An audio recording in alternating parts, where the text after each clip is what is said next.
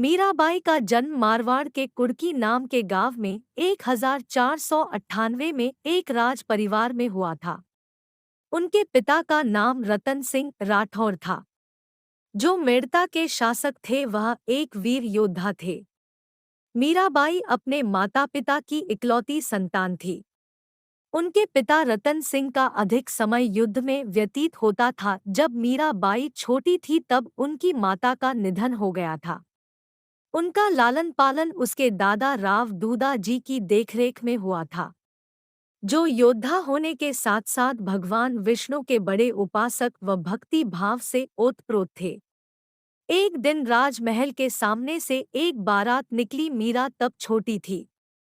दूल्हा बहुत ही आकर्षक वस्त्र पहने हुए था। मीरा ने उसे देखा तो आकर्षित हो गई और अपने दादाजी से कहा, मुझे भी ऐसा एक दूल्हा ला दीजिए, मैं उसके साथ खेलूंगी। मगर बालिका मीरा को दूल्हे के बारे में कुछ पता नहीं था।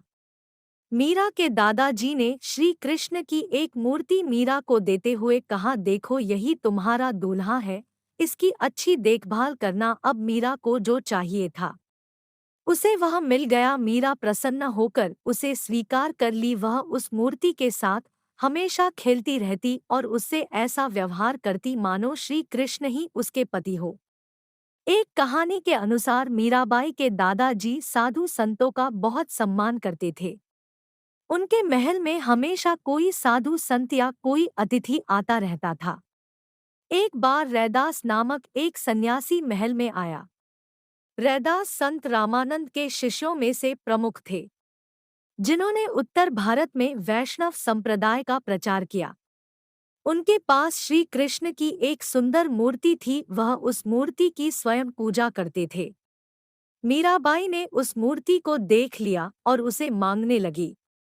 सन्यासी कुछ देर पश्चात महल से चले गए, मगर मीरा उस मूर्ति के लिए हठ करती रही, यहाँ तक कि उसने उस मूर्ति को पाने के लिए भोजन करना छोड़ दिया था। किंतु अगले दिन सुबह रैदास वापस राजमहल में लौट आए और उन्होंने श्री कृष्ण की मूर्ति मीरा को दे दी। रैदास ने कहा, पिछली रात श्री कृष्ण मेरे सपने में आए और कहने लगे, मेरी परम भक्त मेरे लिए रो रही है, जाओ उसे यह मूर्ति दे दो। यह मेरा कर्तव्य है कि मैं अपने स्वामी की आज्ञा का पालन करूं, इसलिए मैं यह मूर्ति मीरा को देने आया हूँ। मीरा एक बहुत बड़ी कृष्ण भक्त है।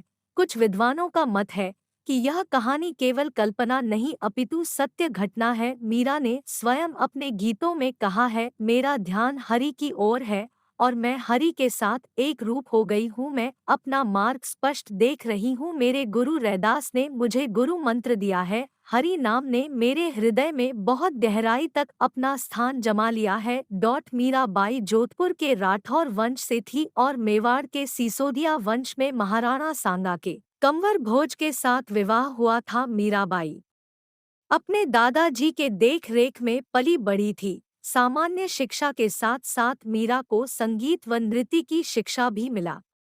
मीरा इन कला में निपुण थी। मीराबाई का विवाह सन 1516 में सामाजिक रीति रिवाज के अनुसार बसंत पंचमी के दिन सिसोदिया वंश के प्रसिद्ध राजा राणा सांगा के पुत्र भोजराज के साथ हुआ।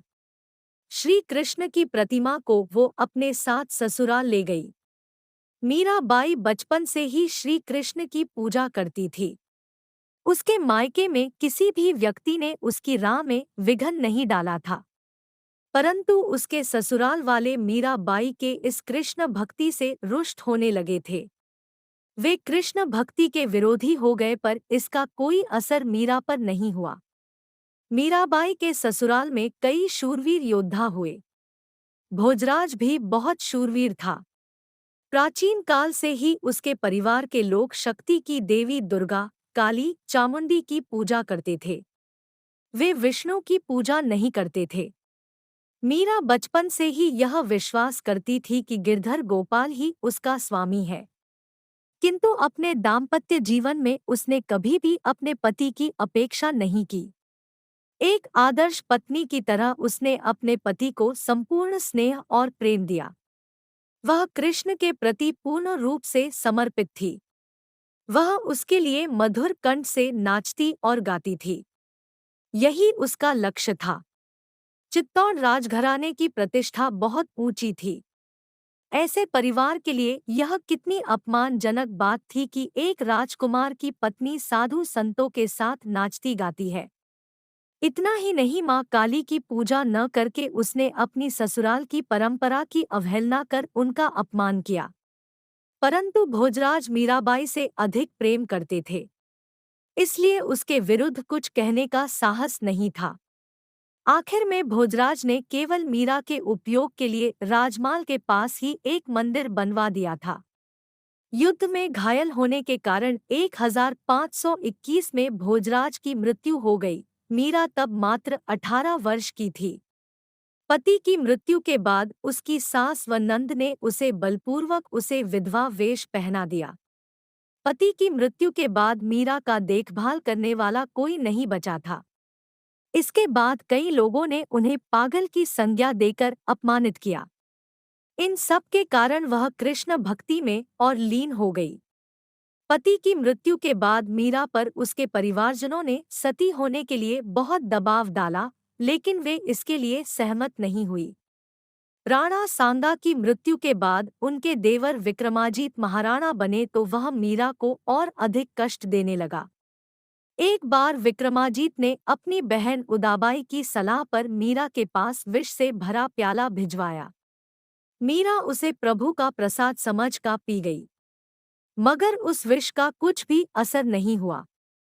फिर राणा ने मीरा के पास एक भयंकर विषधर सांप सुंदर फूलों की पिटारी में भेजा। मीरा बाई पूजा में व्यस्त थी। उसने अपना हाथ टोकरी में डाला और कुछ फूल निकाले। वह फूल शालिग्राम के रूप में बदल जाता है। मीरा ने उसे अपने हाथों में लिया तो वह एक सुंदर फूल माला में बदल गया। एक बार मीराबाई पर तलवार से प्रहार किया गया, लेकिन उस पर उसका कोई प्रभाव नहीं हुआ। राणा ने मीरा के लिए नुकीले कीलों की शैया बनवाई, परंतु वह कीले शरीर में चुभने के बजाय फूल बन गया। उसके ससुराल के लोग अब खुलकर कई प्रकार से प्रताड़ित करने लगे। उस पर आरोप लगाने लगे कि मीरा ने कुल की मर्यादा को धूल में मिला दिया है। किंतु मीरा बाई समाज में महान संत और कलयुग की राधा के नाम से जानी जाने लगी। समाज के लोग कहते थे कि उसे देखना और चरण स्पर्श करना बड़े सौभाग्य की बात है। वे उसे ईश्वर का स्वरूप मानते थे। राणा ने कभी मीरा बाई को प्रत्यक्ष रूप से मारने का साहस नहीं किया। उसे भय था कि स्त्री को मारने से पाप लगता है। जब मीरा बाई को मारने में राणा असफल रहे, तब उसने मीरा को अपशब्द कहने लगे और कहा, यह नीच महिला स्वयं डूबकर क्यों नहीं मर जाती। जब मीरा बाई को राणा के नियत के बारे में पता चला तो वह स्वयं सोचने लगी कि यदि वह डूबकर मर जाए तो उसके ससुराल वालों को बहुत शांति मिलेगा और वह भी भगवान श्री कृष्ण से हमेशा के लिए मिल जाएगी। इन सारी बातों का विचार करके मीरा नदी के किनारे पहुंच गई और खड़े होकर श्री कृष्ण से प्रार्थना करने लगी, हे मेरे प्रभु, मुझे अपनी शरण में ले लो। और इसके बाद वो नदी में कूदने जा ही रही थी कि एक आवाज ने उसे रोक दिया। वह आवाज मीरा को कहने लगा कि स्वयं को मारना बहुत बड़ा पाप है, ऐसा मत करो, तुम वृंदावन चली जाओ। धीरे धीरे संसार से उसका मोह भंग हो गया। कष्टों और अत्याचारों के कारण मीरा ने अपना परिवार त्याग दिया। बहुत दिनों तक वृंदावन में सत्संग करने के बाद वह द्वारिका चली गई, जहां भजन कीर्तन में अपना पूरा समय लगाया। वह हर समय श्री कृष्ण के बारे में सोचती थी। राजस्थान में मीराबाई बहुत अधिक लोकप्रिय हो गई थी, परंतु प्रतिष्ठित घराने उसे अपनाना नहीं चाहते थे। मीरा के प्रति राणा के अत्याचार की बातें चारों तरफ फैल गई थी। रतन सिंह की हत्या कर दी गई और उसके बाद उदय सिंह गद्दी पर बैठा और सोचा कि साधुओं के संग मीरा अकेली रहेगी तो उसके प्रतिष्ठित परिवार के लिए यह बदनामी की बात होगी।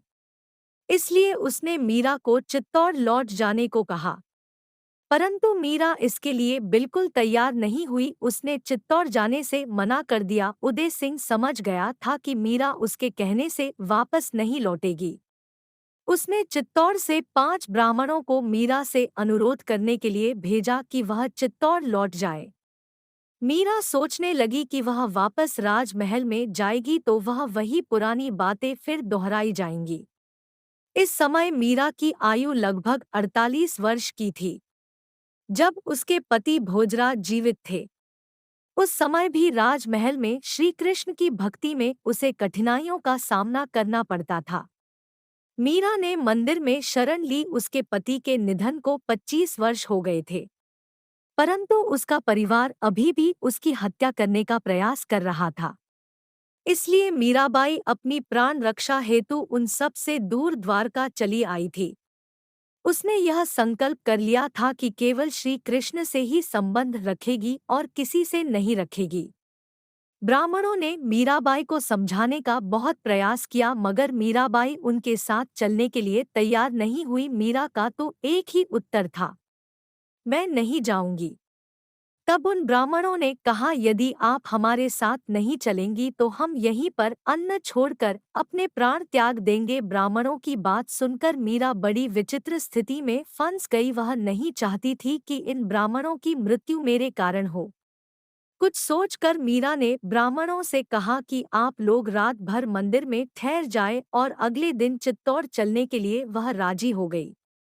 ब्राह्मणों को यह जानकर बड़ी प्रसन्नता हुई और वे मंदिर में ठहर गए। जब ब्राह्मण सुबह उठे तो मीरा वहां नहीं थी।